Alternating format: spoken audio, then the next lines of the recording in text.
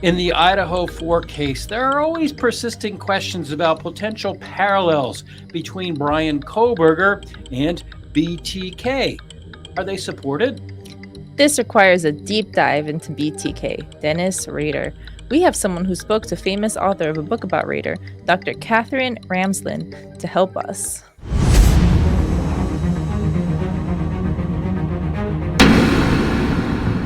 With all the tension on the Kohberger case, a lot of people are looking back at Dennis Rader. I'm Lainey Law. And I'm attorney Andrew Myers, and today we have the honor of having Pete Altieri from the Murder, Metal, Mayhem channel. Pete, welcome. Hey, what's going on, guys? Good to see you both again. Well, it's really good to see you too, and I understand that you have some special insight into this whole thing in that you interviewed Katherine Ramsland, who, of course, wrote the book on BTK, didn't you? How did you first? My first question to you is, how did you get into podcasting and then podcasting in true crime? How did that happen? Well, I used to play. I was a musician for quite a few years, and I got done with that. And I've just been very creative all my life. I've, been a writer, musician, different things like that. And so without music in my life at the time, I really wanted something. And a buddy of mine told me to check out this podcast. And it was a true crime podcast. And I didn't even know what a podcast was. I was heading to a sleep study at the VA. So I had nothing but time. So I checked it out and I really liked it. And so I told him, I said, we could do that. If you want to do a podcast, why don't we give it a try? And that was in 2018, April 2018, when we started doing Murder, Metal, Mayhem every week. And then I started a channel here on YouTube at the same time, but we just didn't really do much with it.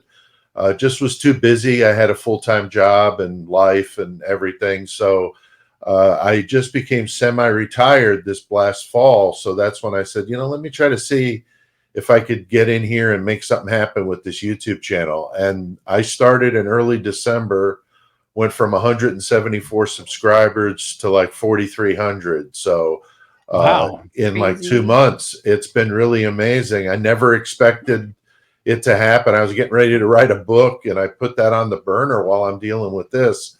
So it's a good problem to have. I'm enjoying it, but I've always been drawn to true crime. My dad was a parole officer at a prison. I heard all kinds of stories, and my mom worked for a divorce attorney who's had the case of the wood chipper murders in Newtown, Connecticut.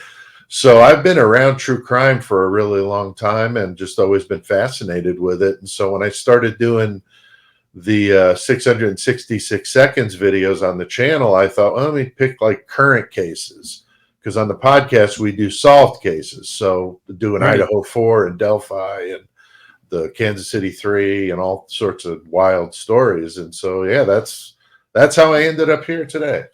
So I want to ask, you mentioned you used to be into music. What kind of music were you doing? What kind of instruments, singing? Heavy metal, all original metal. Played in the band Low 12, which is, for people that are not real familiar with metal. If you know who Slayer is, it's kind of similar to that type of music. But all originals. And we wrote, some stories are fictional stories that we wrote music around it and incorporated my story writing into lyrics and songs. So we did a lot of that kind of stuff. So just always been super creative. So, but I played bass and sang, if you want to call it singing, more like screaming, but yeah. Do you still play? No, I had I fought cancer in 2001 and had chemo, and thankfully got over it. But the chemo caused a neuropathy, which is a stinging in my hands and feet. That's really bad. And they tried to counteract it, and it didn't work. And so I've had neuropathy for since 2001. But then when we stopped playing in 2016 in Low 12, my hands were just it was tough for me to play bass anymore. I still have all my gear. If you listen to the Murder Metal Mayhem podcast, we do a thing at the end of each episode. It's kind of goofy, but I take a song like the most lame ballad type song, and I scream it like I would scream to like the music. It's pretty funny. And it's a karaoke song at the end of each episode. And it usually ties in, like if we do an Australian case, I've done like, Man Down, that Down Under song, and just, have some fun with it. So I still do a little bit of vocal work, and been guested, on a few different bands wanted me to come and sing, but, that's awesome. That's really awesome. I think it's funny because, we're all here today. Is like you play bass, Andrew used to play guitar. I'm playing a little guitar right now. It's funny how the creativity kind of wraps in with the podcast, and all true crime here now. Coincidentally, all musicians, all true crime. So I guess let's kind of circle back to what the whole topic of this podcast episode today is going to be. BTK. So what was it that got you into that case?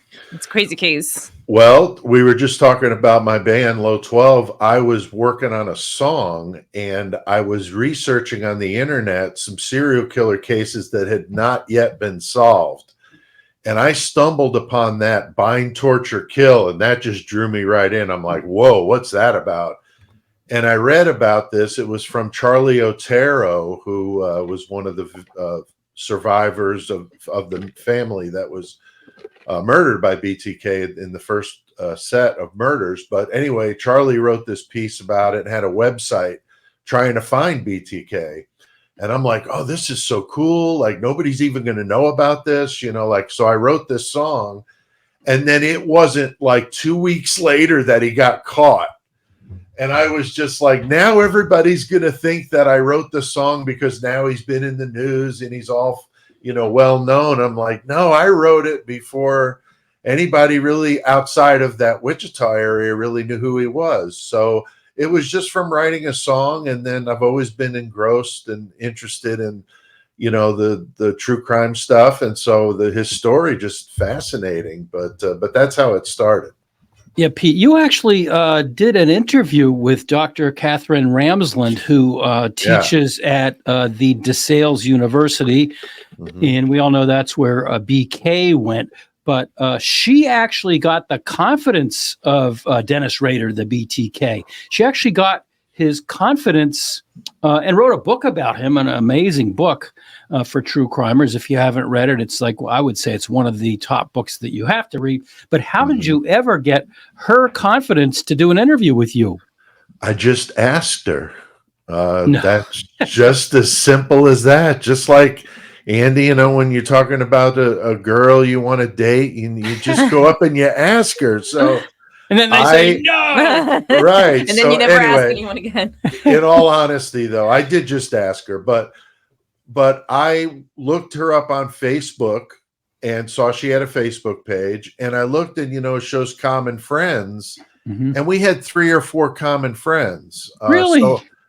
So through the, writing stuff, I've been involved with like movie producers. So John Borowski, who does a lot of true crime documentaries up in Chicago. I know him. So he and I are mutual friends of hers. And there's 2 or 3 others. I don't remember them all now, but him especially. So I messaged her through Facebook and I said, hey, Dr. Ramsland, I'm friends with John Borowski and I know we have that common thread and I do a podcast and I'd love to do an interview with you sometime. And I sent it off thinking, she's just going to see Murder Metal Mayhem and be like, get the hell out of here. I don't want anything to do with that. And she responded in like 10 minutes and said, wow. Sure. I was just completely floored. So I was all jittery. And, I think that was probably the biggest one we had done at that time. I know I've interviewed Harold Schechter, who's written a lot of true crime books. I interviewed him. That was a little daunting just because I was a big fan of his writing. And so that was really exciting. And, but yeah, Katherine was super nice, very, very down to earth, not at all uppity or anything like that. She was just super cool. And we did those interviews. I interviewed her twice and I did 2019 and then 2020. She was coming out with a spree killer book, and I think that was the second interview. But the first one, I believe that's the order, but the one concentrated on her Confessions of a Serial Killer, the BTK book. So we talked almost exclusively in that interview about that, and that's on my channel too. So if anybody is listening wants to check out the full interview I did, it's only an audio interview because at the time I wasn't doing video stuff. But it's really interesting, and like I said, she couldn't be nicer. One of the things that just really struck me about that book, and I almost put the book down, I'll tell you that, because the beginning of the book talks about this code, and she's a brilliant woman. I've never met her, but I've seen her talk on various video platforms. She's a brilliant woman. You can tell that from listening to her, but that she was able to decipher this crazy code that Dennis Rader required her to learn. What were your perceptions about that, and did she tell you about that? Yeah, there was just this wild, like you said, my eyes are glossing over reading it because I'm not good with codes or puzzles. And so it was just this crazy code that he worked out that she had to like decipher everything he sent her. And there was another person involved. So the two of them had to, also be in concert with this code. It was really intense. And so she got a soundbite here of a clip of her talking about this, winning him over and learning his code. During that time, I also then had to win him over. So there were three strands going on here. Yeah. And to win him over, and this is the whole first chapter of the book, I had to agree to work with his code system. Yes. And so he sent me this weird that was crazy. Alphabet. I know. And then sent half of it to the very kind of zodiac stuff. Yes. Sent the other half to True Grit. And then we had to compare together what all of this meant, because then what he would do is he had this like A, B, C, D, and each of those was a symbol for. Then he had a symbolic word, and that word would be found somewhere in his letters. Wow. It was so complicated, but kind of intriguing. So one of the things that's intriguing about BTK is that he, at least to some degree, read or studied other serial killers. So, in Cold Blood, Killer Perry Smith, Charles Manson, I can't even speak today, Son of Sam, the Boston Strangler, the list goes on. So what kind of insight did Dr. Ramsland have into the fact that BTK actually studied these other serial killers? Yeah, I mean, he's not alone. I mean, so many of them do their research by looking up other serial killers. And, he was really obsessed with the true crime magazines of the time, loved Harvey Glattman. I mean, Glattman is one that so many serial killers talk about, the glamour girl slayer, because he's very obscure, but he was really into photographing women when they knew that, they were going to meet their end. And that fascination of that whole, frozen in fear type moment, was something that BTK found very, sexually arousing. It's disturbing, but that was, his thing. So we've got a clip here of Dr. Ramsland talking about him and how he emulated these other serial killers and wasn't really very original. Rader, for all that he did, was not original. He copied mostly true crime books or even fiction. He read serial killer fiction as well. He copied others, and so he doesn't say that he copied Zodiac, because I think his copycatting is pretty close, and he doesn't want to admit that he really didn't have those inspirations. That's amazing that he did, read about and study and copy all those things. Although in his outward life, Dennis Rader wanted to appear as normal as he possibly could. I mean, he was a Cub Scout leader. He was an active member of his congregation, rising to the level of president of the congregation. Yeah. And he was a good father until all of this came out, according to his daughter, Carrie. But even my understanding is, even as a young kid, nobody knew it, the BTK was beginning to develop in his early, young, formative years. What do you know about that? Oh, it was a disturbing story about his mother getting her hand caught in the couch by her ring in the spring, and he said she was terrorized and it aroused him. His mother being in that situation, he found that arousing. I mean, that is beyond disturbing. So those were definitely early signs, kind of that classic animal abuser as well. Some really gruesome stuff, and it just kind of piled up, slowly. Like I mentioned earlier about the true crime magazines, really into that stuff as well, with bondage and all of that, which fed into his fetish, as we're probably get to here about all that with him. Yeah, there was a cartoon that he liked for all the wrong reasons. It was Dudley Do-Right, and then the bad villain, and the bad villain would tie Nell down to a train track, and then Right. Dudley Do-Right, here I come to save the day, and he would untie her and everything. But the thing about the cartoon that he always remembered as a little, and I remember that cartoon. I'm old enough to remember that cartoon. I remember it. The thing he liked about that cartoon was that Nell was tied down to the train track. Mm-hmm. Not that she was saved, but she was Impending tied down to doom. the train track, and she was suffering. And here came the train. That's what he enjoyed. And it's bone chattering even to think about it. It is. It The is. idea of any murder is completely, because obviously we're very, I hope that we're all very detached from the idea of thinking we ever want to kill someone, aside from those moments of rage when somebody puts you in line at the drive-thru or something. But that is one of the weird things about BTK, which does happen with other killers, but such a different mindset that we're so detached from, is it coming from a sexual place, like sexual gratification from it. And that's even more horrible to think about. It's like horrible to think about killing someone in the first place. But how was it that BTK selected his victims? Wasn't he doing like several layers of pre-crime research? What was all about that? Like, why was it unique in the way that he generally prepared in advance for his crimes?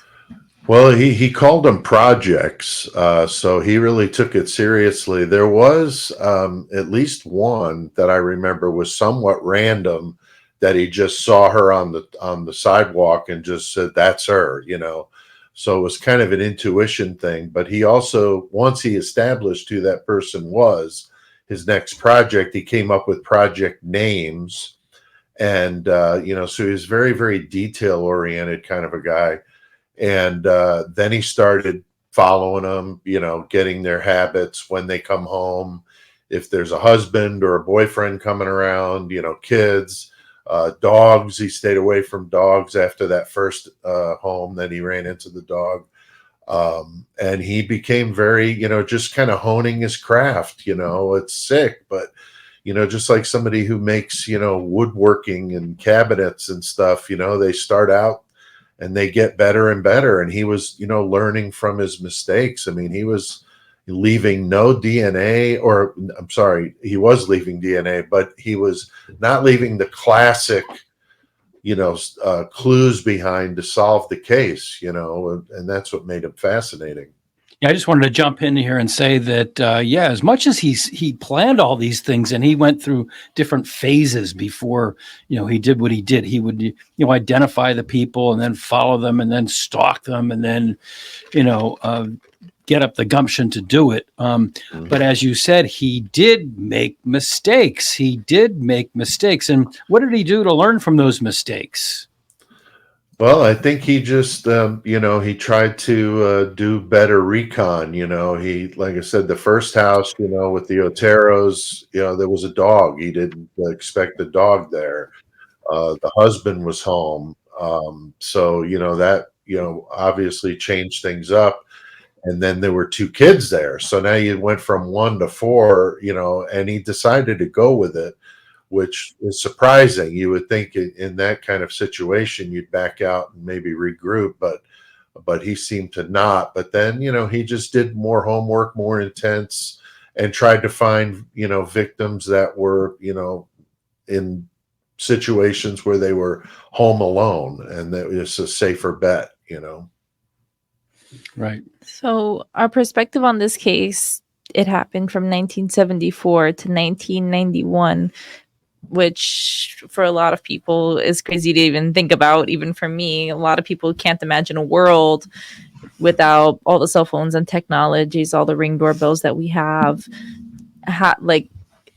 Do you think that the way that he got away with it for so long was because we didn't have that technology? Do you think that with today's technology, he would have been caught earlier? Like you said, mistakes happened, Oh, yeah. I mean, Dr. Peter Vronsky wrote a book that's just amazing about serial killers. And he talks about the golden age of serial killers, which would be that 70s, 80s. And that would be right before all the DNA. And once the DNA came into play, now it's nearly impossible. I mean, we're going to get to Kohberger, but you're talking about enough evidence to balance on the head of a pin is potentially going to put him, in front of a firing squad. And in the case of BTK, I mean, he was leaving all kinds of stuff behind, but they weren't looking for that. I mean, all they could get out of that was the blood type at the time. So really that wasn't really helping him. And he wasn't leaving, shoe impressions and all that kind of stuff. So he was really good at covering his tracks. One of the things that is intriguing, as you say, is he got away with it for so long. And I wonder how he got away with it so long, because he had this part of his personality where he wasn't happy, just to the extent you can be happy doing any of this stuff, but he wasn't happy just committing these crimes.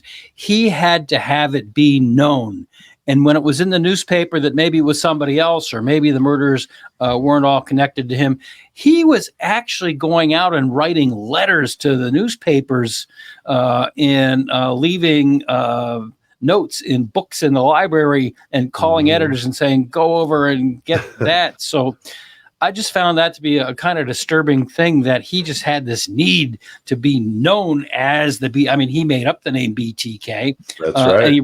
And he wrote a letter to one of the newspaper. He would write a letter to the newspaper and use the name Bill Thomas Kilman because the initials were BTK. What can you tell us about that aspect of his actions? Well, that just goes back to the borrowing from others. I mean, he was obsessed with the Zodiac because the Zodiac did the same type of thing with the letters and the puzzles, the puzzles he put in, that some are still not even solved today, Also Jack the Ripper, and I brought up Jack the Ripper to Katherine Ramsland, and she's quick to point out that, we don't know if the person that wrote those letters was really the person that committed the crime. She knows a lot about the subject. So that's the one thing when you interview somebody like that, you got to be careful you don't step in it.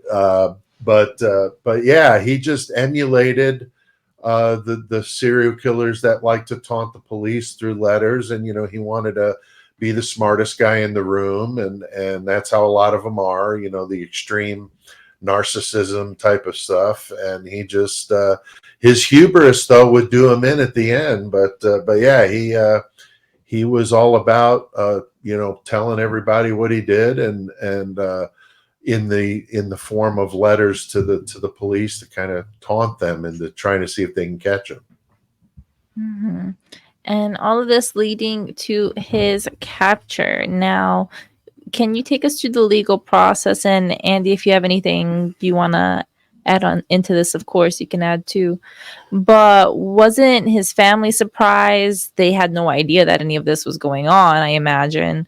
Like, I can't even imagine, like, how do you wake up one day to find out that this is your dad, this is your husband? I guess the question is, if you could tell us more about, we were just talking about that he wrote all these letters to the editors. And I think what happened was that years and years and years and years and years went by. Right. And then the newspaper in Kansas City or Park City, Wichita, Kansas, excuse me, wrote an article saying, hey, it's been all of these years since there has been a BTK crime. And there's actually a local attorney who's writing a book about BTK. That enraged him. That infuriated him that some other person, nonetheless an attorney, would actually have the gall to write a book about him. And tell us how that led to his downfall. Yeah. So all this time passes. I mean, he could have easily gotten away with this. You know, he just couldn't resist. Hearing somebody's going to write a book about his story. He wanted to be the one to tell the story. So he was just furious. So he reignites his letters and sending them in. And he gets into it with the police and asks them in their back and forth if they would be able to detect what computer he sent if he sent them a floppy disk, would they be able to tell what computer it came from? And of course they told him, oh no, we have absolutely no way of doing that. And that pissed him off so bad. I remember watching the interrogation of him, and you could show him pointing down and hitting his finger on that disk saying, why did you lie to me? And it's like, you've got all these morals about somebody lying to somebody, and here you're doing what you've been doing to people, kids. I mean, awful, the most depraved stuff he was doing. And to get all hung up on, that they lied, and, he got sloppy and he made a stupid mistake. And that's how they figured out, because then they looked at the floppy disk. They were able to tell, that it came from this church that he belonged to.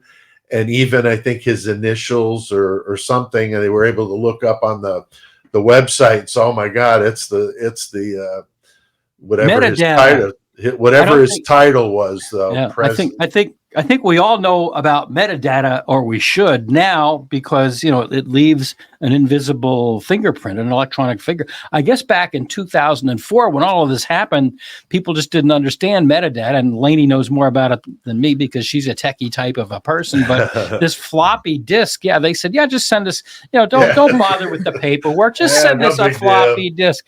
So he purloined a floppy disk, and he goes on to the computer, and they get the floppy disk from him, and they go into the floppy disk, and they see, oh geez, it says the First Lutheran Church. Oh geez, and it says Dennis. So they they actually go online, and they find the webpage for the First Lutheran Church, and there's a guy who is the president of the parish, and his name is Dennis Rader. And so they go, wait a minute. But now, as an attorney, they didn't have their probable cause yet. So here's a part of the story that I don't know might just disturb us a little bit, but not a lot in this case. And that is, they didn't have the probable cause. They saw Dennis Rader on the disc, and they saw the Lutheran Church on the disc, but that wasn't enough. So they did. DNA was in its earliest stages then. So they actually went to the Wichita University, the Kansas University, where his daughter had her health taken care of, and they got some tissue samples from that university, and they linked that was a family member, and that's how they caught him. Now, let's forget about HIPAA. Let's not forget about personal privacy, because I think that would have been grounds for a motion to suppress. I mean, we're all glad they got him. We're all glad they got him. We're all glad they stopped him. So comment all you want down below. You always do anyhow. Of course. As an attorney, I see that as a problem. And then the next thing that happened, I guess, was, they did you want to talk any more about the interrogation that they did with him? Well, I know it went about 3 hours, and then he just went on this, pontification of all the details of everything he did. I mean, in this flat, affect. So just so as a matter of fact, absolutely no feeling whatsoever, talking about the most heinous stuff, children. I mean, really bad, and he went on and on and on, they said, but it took about 3 hours to crack him. But I know the DNA was something that once he realized that, I think he knew the jig was up, and they got him, Right. So he goes into the legal process, and here we're going to get to the parallels in a few minutes. We're not quite there yet, but one interesting parallel was when he went in for even though he had already admitted that he did it, that he was BTK, and he'd actually talked about the details that only he would know about. He goes into the initial arraignment, and he said nothing. Does that sound familiar with somebody standing silent at their arraignment? Oh boy, I did not realize that. Wow. Yes, he said at his arraignment, he said nothing. And then, of course, when he came back out just before the trial, he pleaded guilty to 10 counts of murder. We don't know if there were others. There may have been. We don't know. But he pleaded guilty to 10 counts. And so that cut off the trial. Now, a lot of people were disappointed that he pleaded guilty because they figured, we need closure here. We need to hear what happened. We want to hear the district attorney and the prosecutors, spell out exactly how it happened. And we want to know that. So a lot of the people in that area of Kansas were really disappointed when he pleaded guilty at the last minute and there was no trial. But I guess the state got their comeuppance, and they had a very lengthy sentencing hearing subsequently in which family members were allowed to come in. And we've seen these in other cases. But, all the family members and witnesses, et cetera, were allowed to come in. So the family members were allowed to get, some not that I don't like that word closure. I really don't. I read it in the newspaper and I just want to, tear it out and throw the paper away. But they at least got the ability to hear what had happened. And as a little side note, Dr. Ramsland in her book said that there was never any remorse. There was no remorse by this guy. He never apologized. He pled guilty, but with no emotion. So now, the real reason we started into this subject, and I hope that people understand why we're not getting into all of the nitty gritty on this case. There are sources for that, and Dr. Ramsland's book is a really good reason. People are drawing parallels between BTK and Bryan Kohberger, and I already kind of alluded to one in that Bryan Kohberger stood silent at his arraignment, which I've been practicing law for 30 years. I'm a civil attorney, but I sit through criminal sessions, and I had never seen that. So Bryan Kohberger, stood silent, and BTK just didn't say anything in his arraignment. Pete, with all the studies that you've done in both of these cases, are there parallels, or let me rephrase the question, what parallels are there between BTK and Bryan Kohberger? And I guess the follow-up question are, is it significant, or is it just surfacey kind of stuff? Well, I'll tell you, when you first asked me to do this, I was like, I don't know. I mean, yeah, I've mentioned BTK a couple different times in passing on my channel in relation to Bryan Kohberger, but really, I didn't really take it too seriously. But then when I started to really dig in and think about it, I couldn't believe how many commonalities I found. Now, I want to preface this by saying I personally don't have any dog in the fight, in that I don't know if he's guilty or innocent. I'm leaning towards not guilty, only because it's been such a circus over there in Moscow, and I don't know what to make of it. But I am going under the assumption that he is guilty in this comparison. So that's okay. Just something that I wanted to make clear. Okay, let me chime in, and also I want to hear what you have to say. Let me just chime in and say that I'm an attorney, and I truly respect the constitutional presumption of innocence. And we get people that hate us on both sides. We get people that hate us that we have said he's guilty, and we get people that hate us that say we've said that he's not guilty. We haven't said either. We've said that we truly respect the presumption of innocence. So, getting that aside and understanding that he has an absolute right to a full, fair trial. And I honestly, personally, am not saying whether he's guilty or he's not guilty, because I honestly don't know. But be that as it may, what parallels are there between Mr. Kohberger from what we've heard and read and BTK? Well, both of them were 28 when their murders started, which I thought was very fascinating. You've got the Dr. Ramsland tie with both BTK, and that she wrote the book, as we've talked about. And as you mentioned, she was Bryan's professor at DeSales. So that's an interesting parallel. Also, BTK lost his job, and Bryan Kohberger was having major job issues right before the crimes happened. Both studied serial killers. We talked about that. I mean, Bryan was super into that as well. Both had knowledge of home security systems. We know that there's, plenty of the ADT stuff with BTK. And then Bryan, we know that he helped a friend with the home security system, and he was real tech savvy and into that sort of thing. So that was. Let me just stop you right there for a second. Let me just stop you right there, because you said something that we should just state a little bit more clearly, that Dennis Rader actually had a job for ADT Security, which is one of the big national security companies. And he would go around and actually advise people and then install these home security systems. Ironically, many of them wanted a home security system because they knew about BTK and they had a lot of fear of him, and they wanted to have a good security system. So, and Bryan Kohberger had been known to install at least one security system in the home of a young woman. This is how paranoia starts. It's like right. It's like there's this horrible crimes going around in your area, so you want a security system, and then the person installing the security system in your house is the actual murderer. Oh my god! Both of them were college educated. Both of them had 4 victims in their first crime. Both were very aware of forensics, wore gloves, left no clues behind, again, only on the head of a pin in the case of BK. Both had applied to the police departments, and both were denied employment with the police department. Good one. Yes.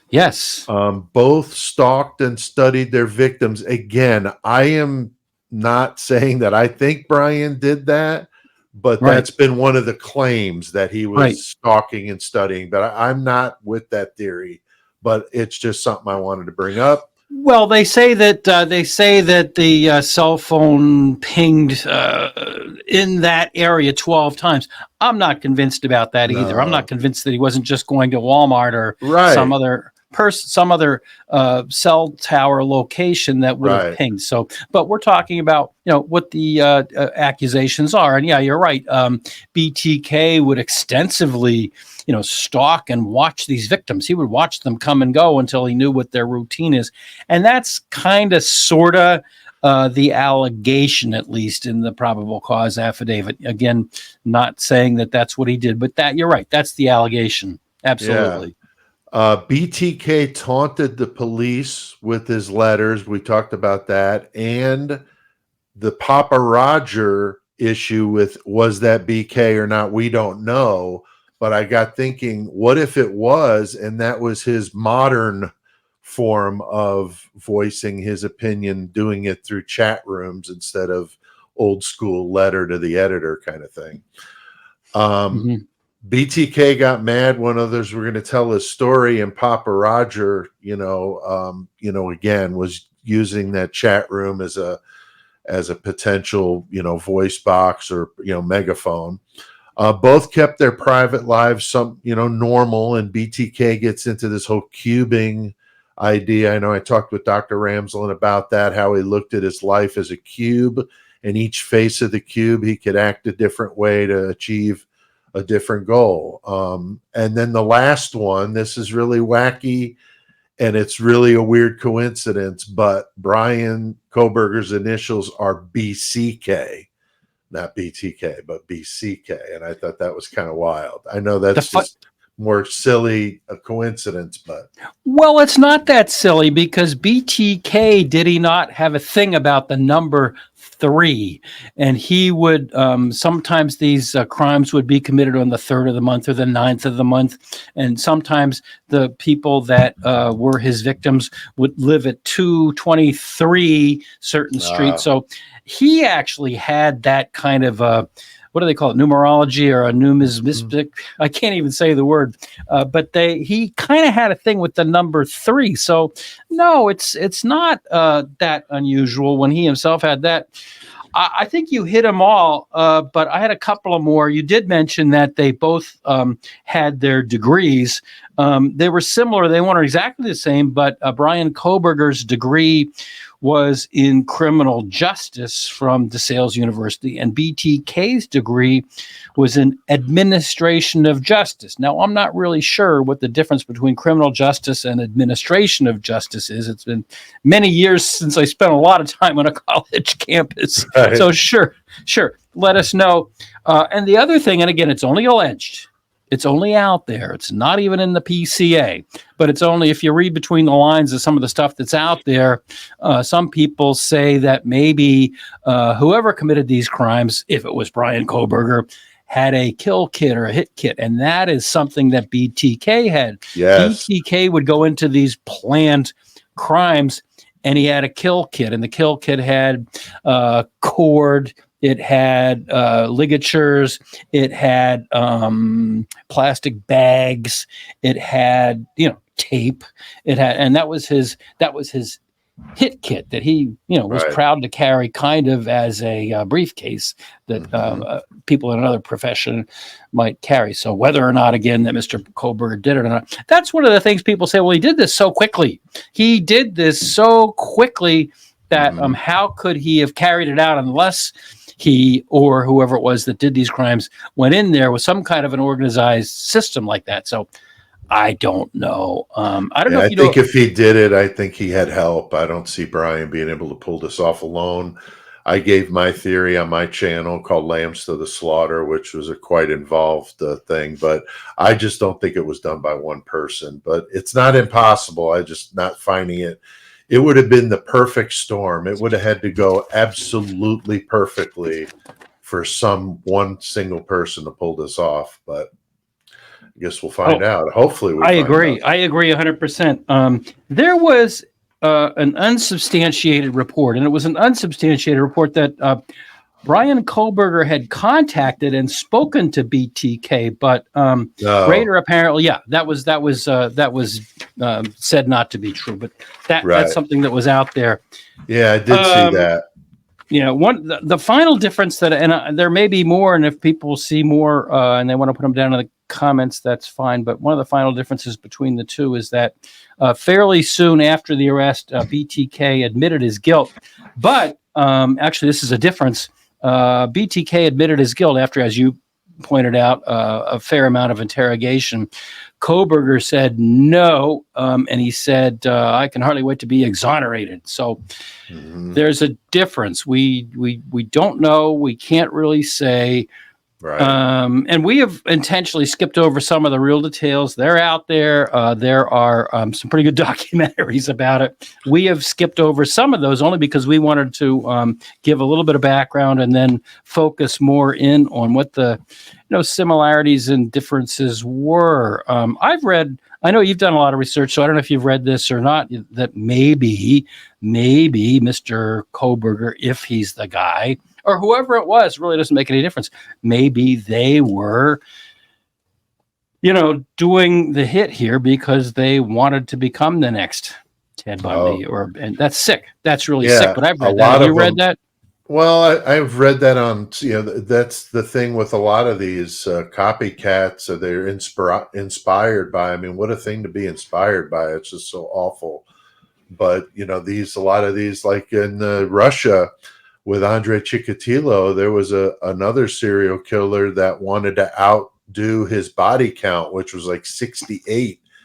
and he came close. He was like in the upper 50s, and he had confessed to like 6 more crimes, and the police didn't believe him, only because they didn't want to give him what he wanted. So he got sent away for life to the awful Black Dolphin prison, and he didn't meet his goal of achieving more kills than Andre Chikatilo. So I mean, that's how twisted these guys are. And I never heard that specifically about Bryan in this case, but I don't know. I just didn't see any crime in his background to think that he would go from being a quote unquote altar boy to a quadruple murder. I'm just not seeing it. Yeah, But a lot of people aren't seeing that. I had a conversation with one of our people that comment about that, and they said basically what you said. But there's always got to be a first. There's always got to be a first. And I'm not saying that Kohberger did this. I like yourself. I have serious doubts about the case. But I mean, the first time Ted Bundy did what he did, it was the first. Now, that brings to mind they have this triad of bad things that a lot of serial killers do when they're McDonald's kids. triad. The McDonald's triangle, and it has nothing to do with fries. Don't bring that up to Dr. Ramsland. Why is that? I was lucky because I'd watched an interview with her before I interviewed her. Yeah. And the interviewer brought it up, and she just totally lambasted him. Why? And said that it's bogus, that's not true. It was not a scientific study. And yes, there are occasions when, they talk about hurting animals and some of that stuff. Yes, there are certainly serial killers with those things in their past, but she totally debunks the McDonald triad. It's old stuff, and it was, according to Katherine, unscientific and not based in any kind of science. We brought it up, so we have to talk about it. And she does mention it in her book, and she says that, well, I'm not going to tell you stuff that you expect in this book, but she says there are, the triangle is that a lot of serial killers, not all of them, exhibit 3 characteristics when they're kid, and those 3 characteristics are torture of animals, wetting the bed, and fires. And BTK had 2 of those. He did torture cats and dogs, and at least once in his young life, he started a fire. He took caretaker's uncle's cigar butt or whatever it was, and put it out in a field and shot it with a pop gun, and it started a huge fire, a very large fire. And so BTK, said that it gave him a feeling of power. Now, we have no idea what he did with bedwetting.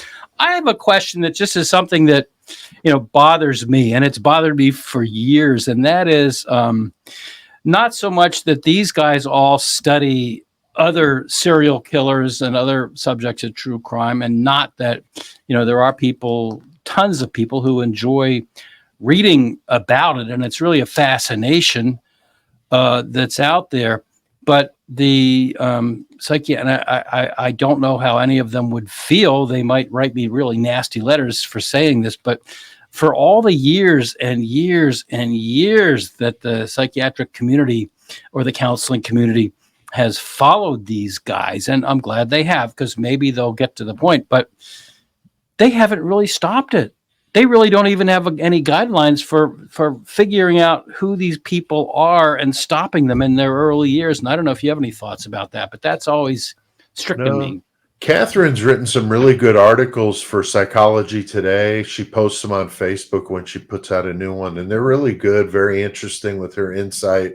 But yeah, I don't know. I mean, it's so tough with the nature versus nurture and how these people become what they become. And I just don't know if we'll ever be able to figure it out, or if you could have some sort of way of forecasting, or being able to stop that sort of thing. I know my daughter is in the field to some extent, and it's just the frustration of it, not being able to, to stop it from happening.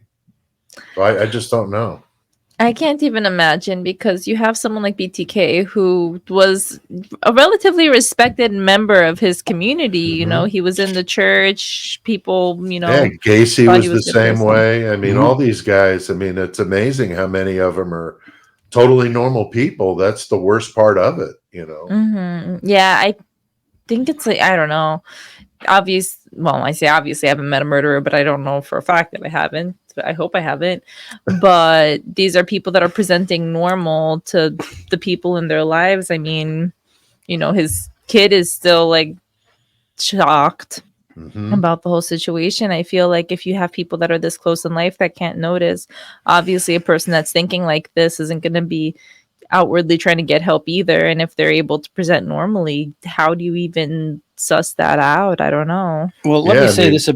Let me say this about that. I am actually old enough to remember Charles Manson, and I am old enough to remember when he was sentenced to the death penalty, and then California outlawed the death penalty, and so his sentence was revised to life in prison. It was a huge debate back then. Huge debate. And I remember sitting in high school in the debate team debating life sentences versus the death penalty. And I grew up in an area that was very conservative. And many of us made the argument that we were very much for the death sentence for a lot of reasons. Just, no, get rid of these people. They serve no purpose in life. Retribution. There are about a dozen reasons for the death penalty. But the argument, one of the many arguments that was made against the death penalty was, keep Charles Manson alive and let's study him. And the psychological community can learn so much from Mr. Manson. And after they study him and, the girls in the family, we will learn so much and we can stop these things from happening again. And you know how many years ago that was. And I challenge anybody to tell me what they learned from Charles Manson, other than that he was crazy and a druggie. He died a few years ago, and I challenge anybody to tell me what good it did to keep him alive. There, I said it, and I know we're going to get comments, but we just did a podcast on Ted Bundy, and they did the same with him. Studied his brain after he died. Nothing abnormal about it. Gacy's brain, same thing. They just it's a mystery that's been around. I mean, think about the Dr. Jekyll and Mr. Hyde story. How old that is, and this has been going on for a long time. The ability to cube, as BTK would say, is compartmentalized. Fascinating. It's fascinating with these guys. Yeah, it really is. It's quite a study. It's really quite a study. And to me, my fascination, I've always had it. I remember reading In Cold Blood, and then, I fell in love with reading Ann Rule's books, as I've said before.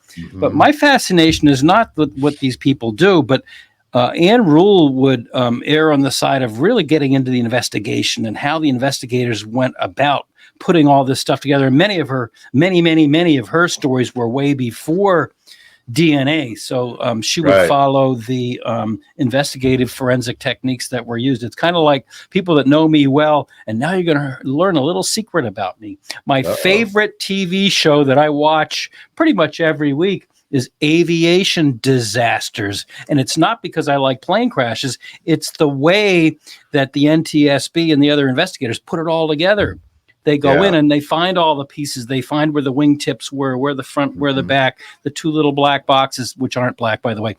And they put it all together, and they do this incredible forensic analysis to determine how the plane crashed. So it's the same fascination for me with the true crime.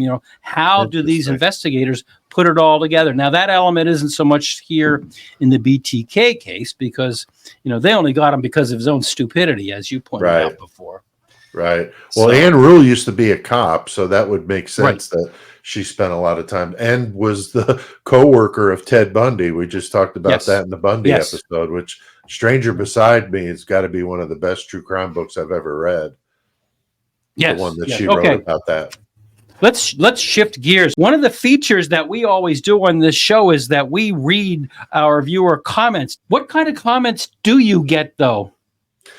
Probably a lot of the same ones you do. Get a lot of these, free Brian, and then, lock him up and throw away the key. How are you making a living, talking about the misery of others and all that kind of stuff. And thankfully, not very much of that. Most of the comments I get are really positive and people weighing in with great ideas. I just did a video that comes out tomorrow.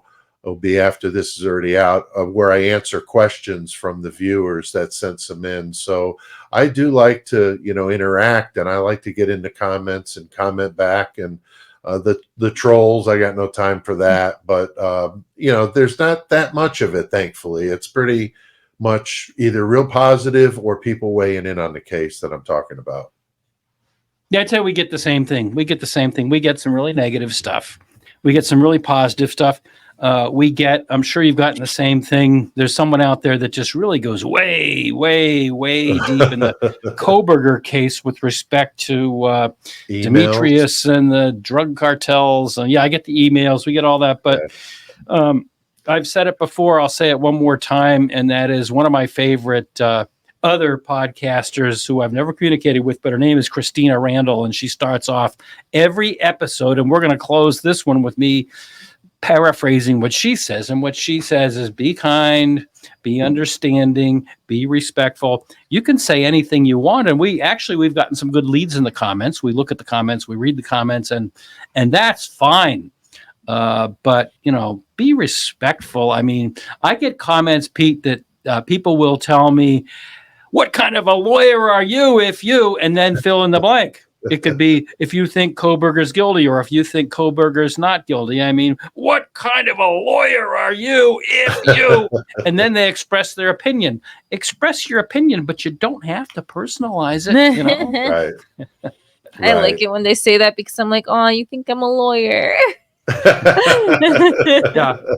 And we've been very clear about that and everything else. All right, folks, any closing comments? No, I just want to say thank you so much for coming on today, Pete. It was really insightful listening to you talk about this case and your experiences, and obviously the huge privilege to do that interview with her. Yeah, And thanks for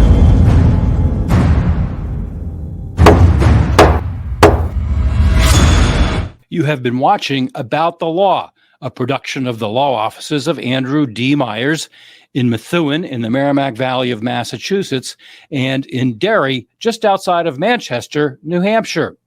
Remember to click the like and subscribe buttons down below. And if you enjoyed this video, be sure to share it with your friends and others. If you'd like to talk to me about an injury case, a car accident, a slip and fall, a serious bodily injury case, or some other case, please feel free to contact me. I'd love to talk to you. You can contact us through my website at attorney-myers.com. We have a contact us block, or you can call on one of the telephone numbers we've given there, or you can email me at andrew@attorney-myers.com. The foregoing is offered for informational purposes only. It is not intended as and does not constitute legal advice. Laws vary widely from state to state. You should rely only on the advice given to you during a personal consultation by a local attorney thoroughly familiar with state laws and the area of practice in which your concern lies. This podcast must be and hereby is labeled advertisement in some jurisdictions.